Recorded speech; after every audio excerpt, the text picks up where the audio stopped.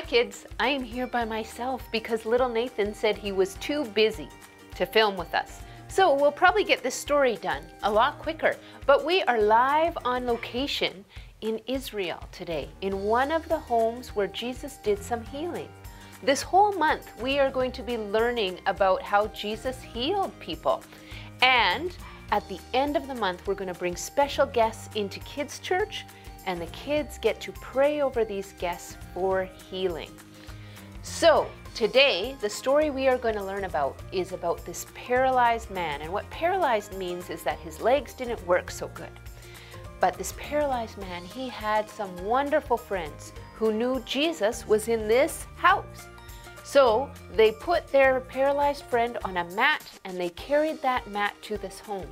But when they got to the home, they couldn't get in, because there were so many people wanting to talk with Jesus and be healed by him.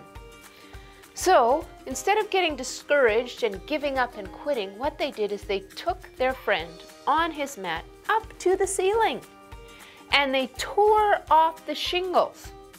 It feels like there's someone actually in here with me, but they tore the shingles off the roof and they made this huge hole. Then they lowered their friend right in front of Jesus. And do you know what Jesus said to their paralyzed friend? He said, "Your sins are forgiven.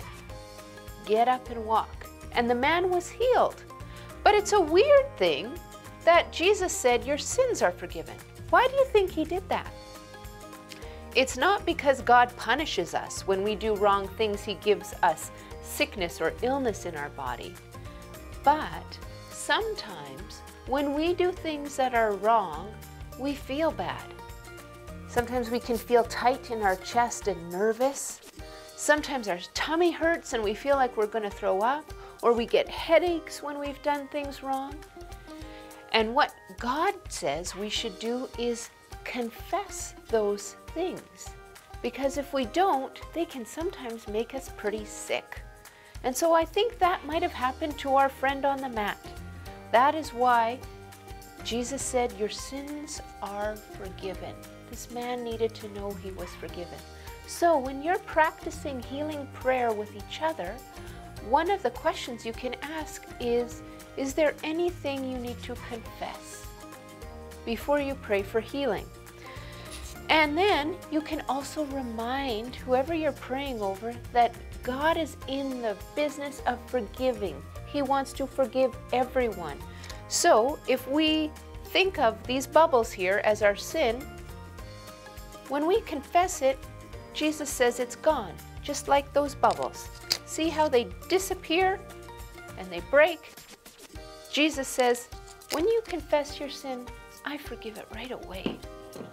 You might want to try showing your friends how Jesus forgives by writing your sins on a chalkboard or a whiteboard, and then just remind them. When you confess your sin, Jesus says it's forgiven, it's gone, it's forgotten. So today, try confessing with each other and then reminding each other everything's forgiven.